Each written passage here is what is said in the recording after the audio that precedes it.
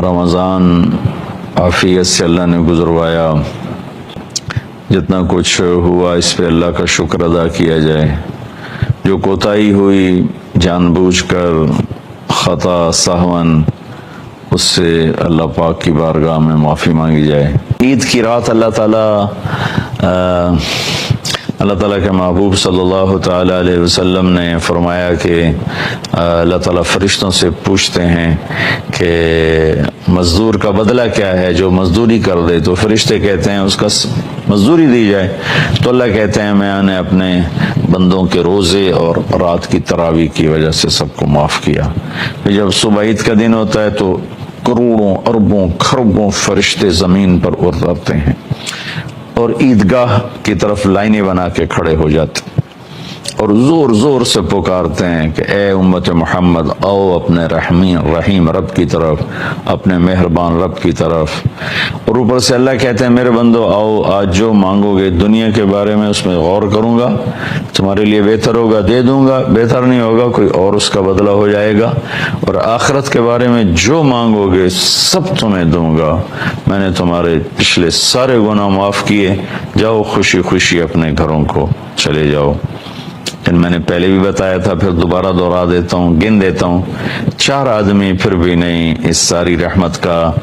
میں کوئی ان کا حصہ نہیں پڑتا ہے، نہ ان کو ملتا ہے۔ ایک شراب پینے والا جب تک توبہ نہ کرے، ایک ماں باپ کا نافرمان جب تک توبہ نہ کرے، ایک رشتہ داروں سے لڑنے جھگڑنے والا بائی کاٹ کرنے والا جب تک توبہ نہ کرے، اور ایک دل میں بغض کینہ پالنے والا جب تک توبہ نہ کرے۔ تو اللہ تعالیٰ میری بھی، آپ کی بھی، ہماری نسلوں کی بھی ان 4 بڑے عیب سے حفاظت فرمائے۔ رمضان میں ماشاءاللہ آپ نمازیں پڑھتے رہے، ذکر کرتے رہے، قرآن پڑھتے رہے، باقاعدگی سے آتے رہے۔ بہت سے اب ہوں گے میرے بھائی بہن بچے بچیاں جو ہی عید کا چاند نظر آئے گا تو نماز بھی چلی جائے گی، دوپٹہ بھی چلا جائے گا، اور قرآن بھی چلا جائے گا، ذکر بھی چلا جائے گا۔ ایسی بات نہیں ہے میرے عزیزو، اللہ نے نماز موت تک فرض کی ہے، اور ذکر تلاوت موت تک اللہ نے ہمارے ذمے لگایا ہے۔ بہت سے لوگ رمضان میں رشوت نہیں لیتے کہ جی رمضان آئے گا رشوت نہیں لینی، گویا رمضان میں شریعت اور ہے اور رمضان کے بعد اور ہے۔ رشوت ہر حال میں حرام ہے، کئی جھوٹ چھوڑ دیتے ہیں، کئی ملاوٹ چھوڑ دیتے ہیں، لیکن کئی دبا کے رکھتے ہیں، وہ بالکل ہی مر چکے ہیں اندر سے۔ تو میری گزارش ہے کہ جس طرح نماز پڑھ رہے تھے ایسے پڑھتے رہیں، جس طرح قرآن پڑھتے تھے پڑھتے رہیں، جیسے سروں پہ دوپٹے تھے باقی رہیں، جیسے جھوٹ سے بچے، رشوت سے بچتے رہیں، تو کل اللہ کی بارگاہ میں بہت سرخرو ہو کر پہنچیں گے۔ یہ اللہ کے نبی کا فرمان ہے، ما اسر من استغفر وان عاد فی اليوم 70 مرہ، دن میں 70 دفعہ بھی گناہ ہو لیکن اگر آدمی توبہ کر لے تو اللہ کی بارگاہ میں مجرم نہیں ہے، وہ بھی اللہ کے بھلے اور نیک بندوں میں شامل ہے۔ ہم نے اللہ کی رحمت کو بہت محدود سمجھا ہے اور بہت تھوڑا سمجھا ہے۔ اللہ کی رحمت جیسے اللہ اپنی ذات میں لا محدود ہے، اللہ کی رحمتیں لا محدود ہیں۔ خود اللہ تعالیٰ نے عرش کے اوپر تو کوئی مخلوق نہیں ہے، عرش کے اوپر اللہ تعالیٰ نے ایک بہت بڑی تختی لگوائی ہے جس کے اوپر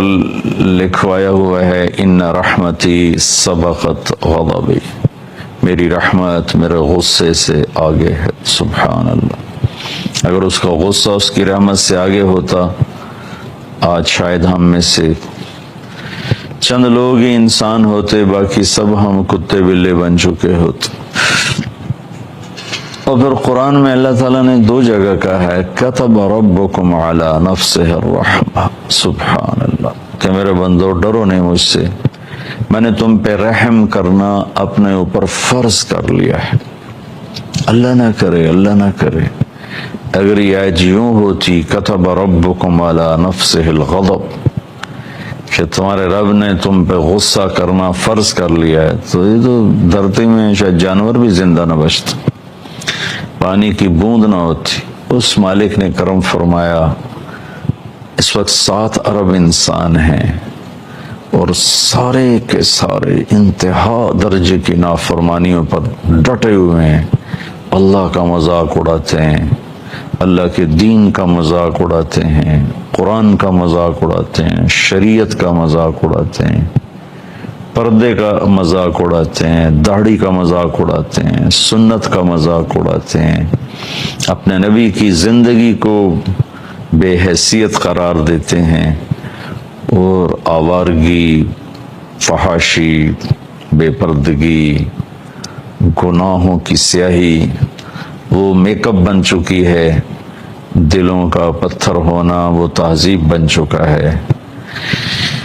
اخلاق حیا کا اٹھ جانا یہ آج کا دستور بن چکا ہے۔ قربان جاؤں اس اللہ پہ جو اپنی رحمت کو غصے سے آگے رکھے ہوئے ہے، اگر اس کا غصہ اس کی رحمت سے آگے ہوتا تو شاید ساؤتھ امریکہ سے ساؤتھ افریقہ تک اور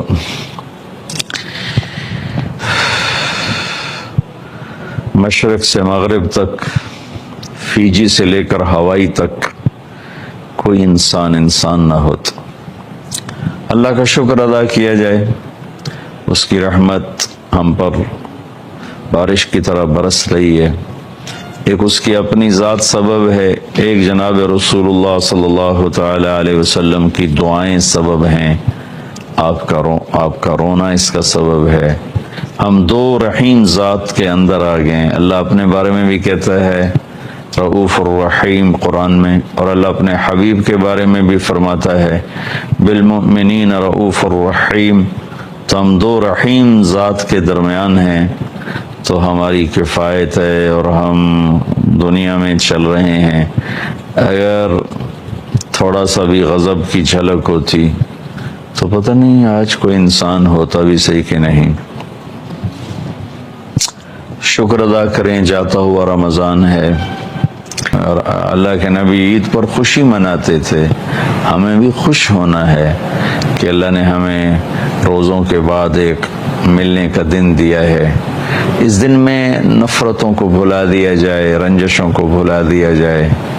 جن سے آپ روٹھے ہوئے ہیں آپ خود ان کے گھر چلے جائیں، ان کو جا کے سلام کر لیں۔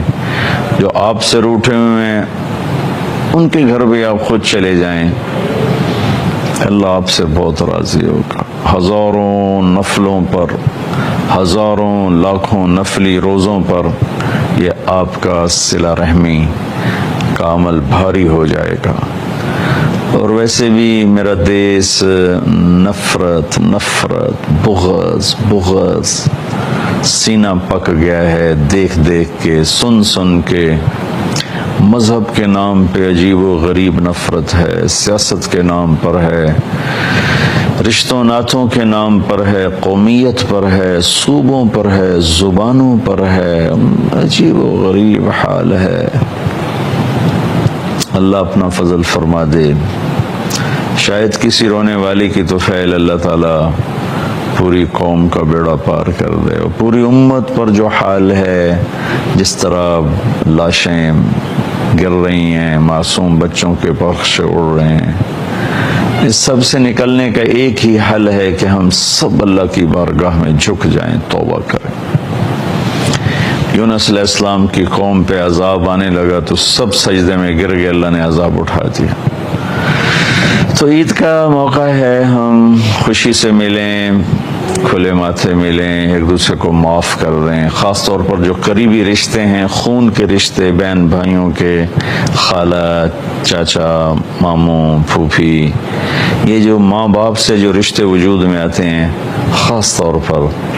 ان کو معاف کر کے خود جا کر ان کے گلے لگ جائیں۔ زیادتی بھی کی ہے تو معاف کر دیں۔ تو میرے نبی کا اس پر وعدہ ہے کہ جو صلہ رحمی کرے گا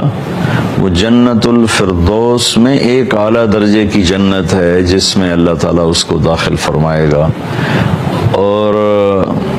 وہاں شہید نہیں جا سکتا، اور وہاں بڑے بڑے نیکوکار نہیں جا سکتے۔ وہاں 3 آدمی جائیں گے، ایک عدل کرنے والا، ایک رشتہ داروں سے اچھا سلوک کرنے والا،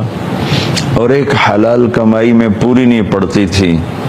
حرام کما سکتا تھا، نہیں حرام میں گیا اور اسی حلال میں گھٹ گھٹ کے زندگی گزار کے چلا گیا، ایک وہ اس میں جائے گا۔ تو میں آپ سب عزیزان جو سن رہے ہیں ان سے گزارش کرتا ہوں کہ عید کا دن رنج بھلانے کا ہو، غصے کو دور کرنے کا ہو، لڑائیاں ختم کرنے کا ہو۔ لوگ ابھارتے ہیں تیری نک نہیں رانی، تیری عزت نہیں رانی، تینوں کہیں پچھڑا نہیں، تو بغیرت ہو گئے، یہ سب شیطانی باتیں ہیں، اور یہ بات کرنے والے ہمارے بڑے ہی نادان دوست ہیں، بہت ہی ناسمجھ دوست ہیں۔ اللہ تعالیٰ ایسی نصیحتوں سے ہم سب کی حفاظت فرمائے۔ تو عید کو ہم خوبصورت بنائیں، ایک دوسرے سے مل کر محبت کے ساتھ۔ نبی پاک صلی اللہ علیہ وسلم عید الفطر میں صبح کچھ کھا کے جاتے تھے، اور بڑی عید قربانی میں کچھ نہیں کھاتے تھے، جا کے نماز پڑھاتے تھے اور آ کے قربانی کا گوشت کھاتے تھے، لیکن عید الفطر میں جانے سے پہلے میٹھا کھاتے تھے، کھجور ہوتی تھی یا کوئی اور ایسی میٹھی چیز۔ عام یہی پڑھنے میں آیا کہ آپ کچھ کھا کر، میٹھا کھا کے آپ تشریف لے جاتے تھے اور جا کر عید کی نماز پڑھاتے تھے، پھر واپس آتے تھے۔ تو عیدگاہ تھی مدینہ منورہ میں جہاں سارے اکٹھے ہوتے تھے، وہاں عید کی نماز ادا فرمایا کرتے تھے، پھر سب ملتے تھے، پیار محبت ہنسی مذاق سب کچھ ہوتا تھا۔ تو اس کو بھی ہم خوشی کا دن بنائیں اور توبہ کا دن بنائیں۔ اور ایک چیز رہ گئی تھی، میں اس کو جاتے جاتے کہہ دوں، ہیں تو اگرچہ 2 دن پتہ نہیں کتنے لوگ اس کو دیکھتے ہیں، صدقہ فطر جس کو ہم فطرانہ کہتے ہیں، یہ 29 کی شام سے پہلے ادا کر دیا جائے تو پھر روزوں کی میل کچیل صاف ہو جاتی ہے، روزے آسمان تک چلے جاتے ہیں۔ نہ ادا کیا جائے تو پھر یہ معلق ہو جاتے ہیں، لٹک جاتے ہیں، اوپر نہیں جاتے ہیں۔ اور صدقہ فطر کشمش کے حساب سے میرے نبی دیا کرتے تھے، 3 کلو کشمش دیا کرتے تھے۔ 3 کلو کشمش میرے پاس مختلف مدارس کے فتاوی آئے ہیں، تو 1200-1300 کے راؤنڈ اباؤٹ یہ چلتا ہے کہ 3 کلو کشمش تقریباً 1300-1350, 1250, 1400 فی کس کے حساب سے۔ ایک آدمی کا 3 کلو یعنی 1300 روپیہ لگا لے، 1200 لگا لے۔ کھجور کے حساب سے میں نے وہ ایک مدرسے کا فتویٰ ہے، 620 روپے بنتے ہیں، جو کے حساب سے 170 روپے بنتے ہیں، اور گندم کے حساب سے 80 روپے یا 100 روپے ہیں۔ جو آپ میں صاحب حیثیت لوگ ہیں ان سے گزارش کروں گا کہ اعلیٰ درجے کی کشمش کا بازار سے خود ریٹ معلوم کروائیں، اور 3 کلو فی کس کے حساب سے اس کے پیسے لگوا کے کل شام تک سورج غروب ہونے سے پہلے غریب رشتہ داروں میں تقسیم فرما دیں، اپنے نوکروں میں دے دیں، اپنے رشتہ داروں میں دے دیں، اپنے پڑوسیوں میں دے دیں۔ کشمش کا نہیں آپ سمجھتے ہیں ہمت تو آپ کھجور کے حساب سے دے دیں، 620 روپے فی کس ہے، اس کی بھی ہمت نہیں تو پھر جو کے حساب سے، پھر گندم کے حساب سے تو خیر واجب ہے ہی ہے، وہ تو ادا کرنا ہی ہوتا ہے۔ تو صدقہ فطر میں بھی کوشش فرمائیں کہ اپنے قریبی رشتہ داروں، غریب رشتہ داروں، ضرورت مندوں ہاتھ نہ پھیلاتے ہوں، یا اپنے نوکروں، گھر میں کام کرنے والے ہیں، ڈرائیور ہیں، ملازم ہیں، مالی ہے، اور کچن میں کام کرنے والا ہے، آپ کا باورچی ہے، یا آپ کی گھر میں خواتین بچیاں آتی ہیں برتن صاف کرنے والی، کپڑے دھونے والی، یا ایسے اڑوس پڑوس میں کوئی ہیں تو ان کو ڈھونڈ ڈانڈ کے ان کو عزت سے دیا جائے، ان کا احسان مانا جائے، ان پہ احسان نہ جتلایا جائے، تو ہمارا روزہ خوبصورت ہو کر انشاءاللہ پاک ہوگا۔ اور عید کے دن عید کی خوشی ہم کیوں مناتے ہیں، پہلے میں یہ تھوڑا سا واضح کر دوں کہ رمضان کا مہینہ اللہ نے پورا ایک ہمارے لیے خوشی کا مہینہ بنایا ہے، جس میں اللہ کی جنت کے دروازے کھول دیے جاتے ہیں، جہنم کے بند کر دیے جاتے ہیں، شیطان قید کر دیے جاتے ہیں، جنت کو روزانہ سجایا جاتا ہے، اللہ کا عرش پہلے آسمان پہ آ جاتا ہے، اللہ کی طرف سے اعلان ہو رہا ہوتا ہے، کوئی بخشش چاہنے والا، کوئی حاجت مانگنے والا، فرض 70 فرضوں کے برابر ہو جاتا ہے، اور نفل فرض کے برابر ہو جاتا ہے، اور نفل اور فرض کا فرق اتنا بڑا ہے کہ قیامت تک 2 رکعت نفل پڑھتا رہے تو فرض رکعت کے ایک سجدے کے برابر نہیں، اور اس میں جو مر جاتے ہیں اہل ایمان ان کا حساب نہیں ہوتا، ان کو قبر میں منکر نکیر نہیں آتے، اللہ تعالیٰ ان کو معاف فرما دیتا ہے۔ اس طرح 29 دن رات یہ سلسلہ چلتا ہے، اور آخری رات پھر اللہ تعالیٰ اعلان فرماتے ہیں کہ میرے بندوں نے رات کو قیام کیا، یعنی تراویح کی نماز پڑھی، دن میں روزہ رکھا، تو میں نے اس پر ان سب کی بخشش فرما دی۔ تو اس خوشی میں پھر ہم سب مل کر اللہ کی بارگاہ میں شکرانے کے مل کر 2 نفل ادا کرتے ہیں اور اللہ کا شکر ادا کرتے ہیں کہ یا اللہ تیرا شکر ہے تو نے ہمارے گناہوں کو معاف فرمایا، جہنم کو ہم پہ حرام کیا، جنت کو ہم پہ واجب کیا۔ اصل تو عید کی خوشی کی یہ وجہ ہے۔ باقی جو اداسیاں ہیں، ڈپریشنیں ہیں، اس کی وجہ آپس کی محبتوں کا کم ہو جانا ہے، اور دنیا کی ایسی دوڑ جس نے اپنے آپ کو بھی بھلا دیا ہے، اور آپس کی نفرتیں ہیں اور آپس کے بغض حسد ہیں، ان منفی جذبوں نے ہماری خوشیوں کو دھندلا دیا ہے، ورنہ رمضان کا ہر لمحہ خوشی کے لیے ہے، اور عید اس کی پیک ہے، اور پوری زندگی اللہ راضی ہو رہا ہو تو خوشی ہی خوشی ہے۔ ہمیں اپنے ملک سے، اپنی نسل سے آپس کی نفرتیں، حسد، بغض یہ مٹانے ہوں گے، تب جا کر ہمیں حقیقی خوشیاں حاصل ہوں۔